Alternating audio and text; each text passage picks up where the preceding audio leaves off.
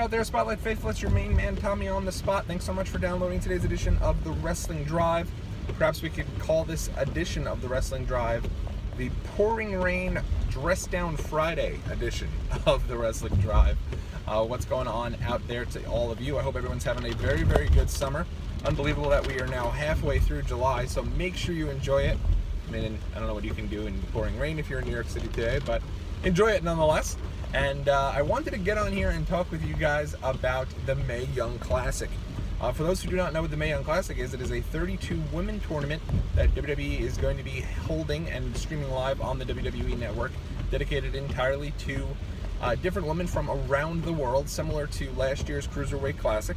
And it's going to be premiering actually on August 28th, so we're still a little ways away from that tournament debuting, but yesterday they officially introduced all of the 32 women that will be taking place in the tournament. They did some of the tapings for, I believe, the first round of the tournament, or half of the first round of the tournament, and it was said to be a really, really cool night. This is really, in my opinion, the next logical step in the women's revolution. The fact that basically a series on the WWE Network is dedicated entirely to the women. I mean, that's awesome. Women from all around the world. It's great to see. It really, I mean, I hate to say it, back in the mid-2000s, there was definitely a period, and no disrespect to some of the women that were there at the time, women like Mickie James or women like Melina, a lot of women in the mid to late 2000s, were really good athletes. Just the way that women were portrayed, it was kind of like they were constantly in Santa's Helpers matches and constantly in different phases of, kind of objectifying women in a way, and not really a big focus of the show. They were kind of always in the takedown spot right between the big matches on the pay-per-view, and never really given that ability or that focus that women deserve. And it's really nice to see that they are getting that kind of phase now, and are getting that focus and getting that spotlight, pun completely intended, in WWE. And one of the things, and I'll get to some of the competitors in a minute, but one of the things that's really cool about this tournament is that it's not only focused solely on wrestling. Obviously the women, there's a women's announcer, ring announcer rather.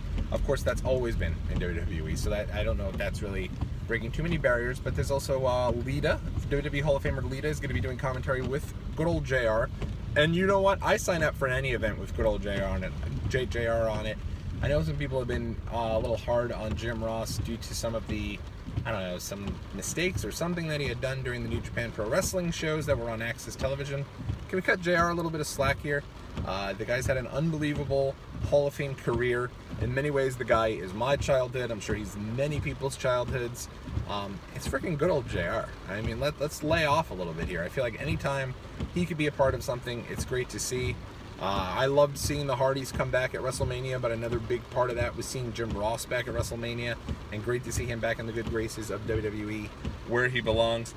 Seems like he's definitely excited about this project, and Lita too. Lita was someone who was a part of different post-game shows and pre-game shows for WWE, and then sort of kind of disappeared.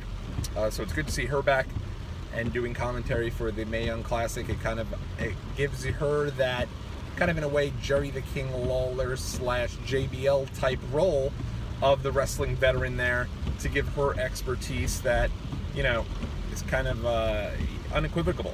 She has tons of experience in the ring, and it's good to have her as a part of this project as well. One of the other really cool things, and this isn't really too much of a spoiler, I'm not going to give any spoilers because I don't know the spoilers. I try to avoid them myself. But some of the things, I saw some pictures over on Twitter yesterday. One of the really cool things yesterday, WWE had their first female referee as a part of the tournament as well. And I think that is awesome, and that's great. And I know that, by the way, WWE Hall of Famer Jacqueline was a referee for WWE for a brief period of time, or at least seemed to be training, but never really went anywhere. This is great, though, to see somebody coming up the ranks as a referee. I'd like to see her, on the main roster at some point. I'm sure she will be. And it's good to see that as a part of the Mae Young Classic as well. Some of the other bits and pieces that I saw yesterday on the Twitter that I thought were really cool was the women of today's WWE watching the show. You had Charlotte, you had Bayley, you had Alexa Bliss, all in the crowd to kind of lend that where these women, I guess, will attempt to get to at some point. And it's good to see these current women superstars of WWE in the crowd, kind of giving, being premiered, so to speak, or profiled as the big stars that they are. So that was really cool. Another thing I really loved about it was the 4 horsewomen of MMA were there. Ronda Rousey's crew. It was just great to see Ronda. Honestly, I know I've heard some things about Ronda Rousey, not necessarily in the greatest of, spirits, so to speak. So it was great to see Ronda there. It was great to see Ronda super excited. Obviously, the 4 horsewomen are there to support Shayna Baszler, who's going to be a part of the tournament. It was also great to see Marina Shafir there, the fiance of Roderick Strong. They recently had a baby, so it was cool to see her in the crowd, and all of the 4 horsewomen there. And who knows, now, Triple H put up a photo with Ronda Rousey. I think that Stephanie McMahon earlier in the week put up a photo with Ronda Rousey. It's got to lead to some speculation as to whether or not maybe now is the time to have Ronda come in and do something with WWE. I think it would be a lot of fun. I was at WrestleMania 31, and one of the most electric moments by a mile was when The Rock pulled Ronda Rousey out of the crowd, and Ronda gave Steph the old hip toss, and really great WrestleMania moment. And it'll be interesting to see if they could do something with Ronda in the future. To close this out, though, I do want to talk about some of the participants of the Mae Young Classic, because one of the things that was cool about the Cruiserweight Classic was they had some folks that, you had a level of familiarity with. Folks like Yoshihiro Tajiri, Brian Kendrick, obviously Tommaso Ciampa, Johnny Gargano, and they have a few of those folks that are a part of this tournament. Obviously, the aforementioned Shayna Baszler, having her in the tournament will be interesting. She's being promoted too as a fighter, so that I think is pretty cool. And some of the other women that are being talked about, Kairi Sane from Japan was the last woman mentioned. She's kind of like, I don't know if her style is like her, but she's being promoted almost as like that Asuka type level of performer, and that's going to be great to see her as a part of the tournament. Some of the women that I've grown up watching, that I've seen wrestle up and down the New York independents, Mae Young from South Korea, Mercedes Martinez, who is an unbelievable wrestler for Shimmer, and I used to see way back in the day. So awesome to see her 16 years later get her chance in this tournament. Serena Deeb is back in the WWE for this tournament. For those who don't remember Serena Deeb, she was a part of CM Punk's Straight Edge Society. Bald woman. Obviously she's not bald anymore, but it's great to have her there. And then they have some second generation / third generation superstars that are there. Rachel Ellering, the daughter of Precious Paul Ellering, who's now the manager of the Authors of Pain.